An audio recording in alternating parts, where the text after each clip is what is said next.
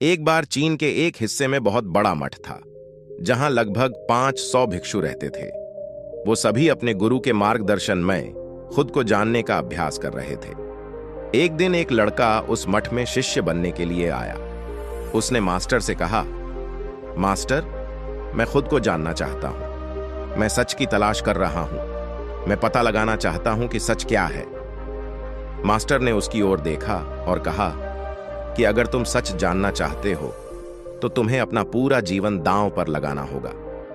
सच को जानने में तुम्हारा पूरा जीवन लग सकता है, फिर भी इस बात की गारंटी नहीं है कि तुम्हें इस जीवन काल में सच का पता लगेगा या नहीं। क्या तुम इसके लिए तैयार हो? शिष्य ने कहा, मास्टर, मैं यहां पीछे मुड़ने के लिए नहीं आया हूं। मैं इसके लिए तैयार हूं। गुरु ने कहा, अगर ऐसा है तुम एक काम करो। इस मठ में 500 भिक्षु हैं।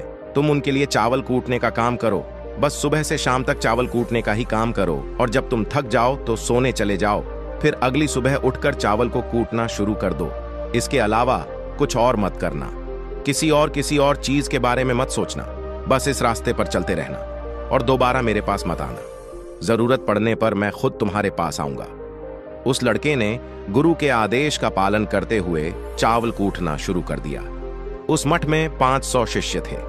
उन सभी को समय समय पर भोजन की आवश्यकता पड़ती थी, इसीलिए वह बहुत जल्दी उठ जाता था और रात को देर तक चावल कूटता रहता था। जब वह थक जाता तो उसी कमरे में सो जाता था जहां वो चावल कूटता था।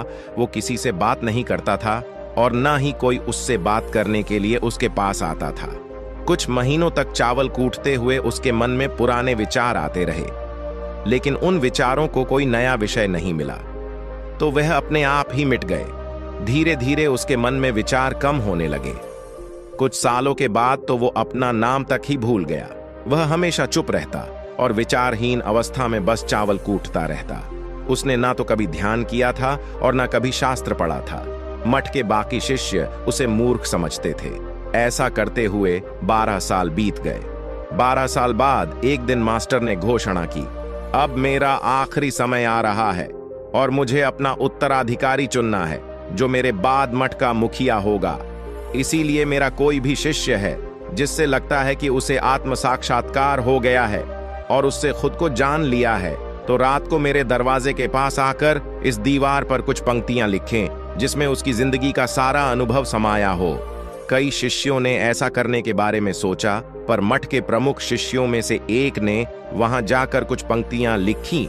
उसे बौद्ध धर्म ग्रंथों का बहुत ज्ञान था। सभी शिष्यों को लगता था कि वो इस मठ का उत्तराधिकारी बन सकता है। उसने लिखा था कि मन एक दर्पण की तरह है जिस पर विचारों और इच्छाओं की धूल जमा हो जाती है। इस धूल को हटाने के लिए ही ध्यान है। नहीं था कि ये सही है या नहीं, क्योंकि उसे आत्म साक्षात्कार नहीं हुआ था। गुरु ने पंक्तियों को पूरी तरह से खारिज कर दिया। ये देखकर सभी हैरान रह गए। ये घटना पूरे मठ में चर्चा का विषय बन गई। इस विषय पर बात करते हुए 2 शिष्य उस शिष्य के पास से गुजरे जो 12 साल पहले यहां आया था और दिन रात चावल कूटता रहता था। दोनों की चर्चा सुनकर वह धीरे से हंस पड़ा। दोनों शिष्य ने उसे पूछा कि तुम क्यों हंस रहे हो? दोनों शिष्य की नजर में यह चावल कूटने वाला तुच्छ ही भिक्षु था। किसी ने उसे ना तो कभी ध्यान करते हुए देखा था, ना ही कभी शास्त्र पढ़ते हुए।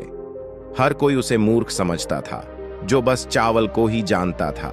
उस मठ में बहुत बड़े बड़े विद्वान थे, लेकिन उस चावल कूटने वाले को किसी से कोई मतलब नहीं था। इसीलिए वह दोनों शिष्य उसे मुस्कुराता हुआ देखकर चकित रह गए। उन्होंने फिर उससे पूछा कि तुम क्यों हंस रहे हो? उसने जवाब दिया, मैं इसीलिए हंसा कि मास्टर सही बोल रहे हैं। यह सब पंक्तियां कचरा है।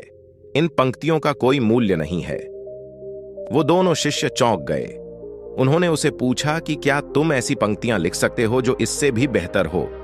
चावल पीसने वाले ने जवाब दिया, नहीं, क्योंकि मैं अनपढ़ हूं, लेकिन हां, मैं कुछ पंक्तियां कह सकता हूं। अगर तुमने उन पंक्तियों को तुम लिख सकते हो तो मैं तुम्हारे साथ जाने के लिए तैयार हूं। उन दोनों शिष्यों ने कहा, ठीक है। वे मास्टर के कमरे के पास गए और चावल कूटने वाले ने कुछ पंक्तियां बोली और दूसरे शिष्य ने उस दीवार पर लिख दिया और उन पंक्तियों के नीचे लिख दिया कि चावल कूटने वाला। उन्हें लगा कि मास्टर इस पर भी गुस्सा करेंगे, जो पंक्तियों उसने लिखने के लिए कहा था बहुत अद्भुत थी। और वो पंक्तियां थीं, मन तो बस एक का भ्रम है, ना तो मन है ना ही मन का कोई दर्पण है, और जब मन ही नहीं है तो धूल कहां ठहरेगी। जो ये जानता है वो सच को जान गया। जब गुरु ने ये पंक्तियां देखीं तो वे आधी रात को उठे और चावल कूटने वाले के पास गए। वह सो रहा था।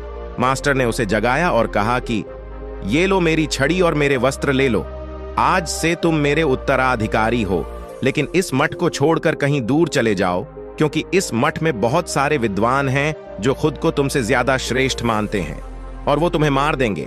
वो इस बात को बर्दाश्त नहीं कर सकते कि एक साधारण सा चावल कूटने वाला उनसे ज्यादा विद्वान निकला। तुम्हें वह सारा ज्ञान हो गया है जो मुझे है। अलाकाक, तुम्हें यह सारा ज्ञान चावल कूटते कूटते हुआ है, और मुझे पता है कि तुम जहां भी जाओगे लोग तुम्हारे पास आने लगेंगे, क्योंकि जब कोई फूल खिलता है तो उसकी महक हर तरफ फैलने लगती है। उसने अपने गुरु के पैर छुए और रात को ही वहां से चला गया। अगर हम अपनी जिंदगी में देखें तो पाएंगे बहुत से लोग सोचते हैं कि ध्यान केवल एक ही जगह बैठकर आंखें बंद कर कर ही किया जा सकता है, लेकिन हकीकत में ऐसा नहीं है। ध्यान तो चलते चलते भी किया जा सकता है, अपना कुछ काम करते हुए भी ध्यान किया जा सकता है। असल में ध्यान का मतलब यह है कि आप जो भी काम कर रहे हैं उसे अपनी शिद्दत से करें कि आपको आपके शरीर का ख्याल भी ना रहे। बिल्कुल उस चावल पीसने वाले की तरह जो चावल कूटने में इतना मगन हो गया कि उसको खुद का कोई ख्याल ही नहीं रहा। उसने चावल कूटते हुए ही उसने आत्म साक्षात्कार प्राप्त कर लिया। हर समय वर्तमान में रहना और कुछ नहीं सोचना। मन तब तक ही है जब तक विचार है। जब विचार ही नहीं रहेंगे तो मन भी गायब हो जाएगा। जब मन ही नहीं रहेगा तभी तुम अपने आप को अच्छे से जान पाओगे। असल में हमें अपने वास्तविक रूप को जानने के लिए कोई अन्य साधना करने की आवश्यकता नहीं है। हम जो कुछ भी कर रहे हैं बस उसमें हमें पूरी तरह से खो जाने की जरूरत है। अपने काम में इस कदर से लीन हो जाओ, क्या आपका काम भी ध्यान बन जाए। दोस्तों, उम्मीद करता हूं आपको इस कहानी से एक अच्छी सीख मिली होगी। यह कहानी आपको कैसी लगी हमें कमेंट बॉक्स में कमेंट करके जरूर बताएं, और साथ ही इस कहानी को अपने दोस्तों के साथ जरूर शेयर करें ताकि उन्हें भी इस कहानी से कुछ सीखने को मिल सके। धन्यवाद।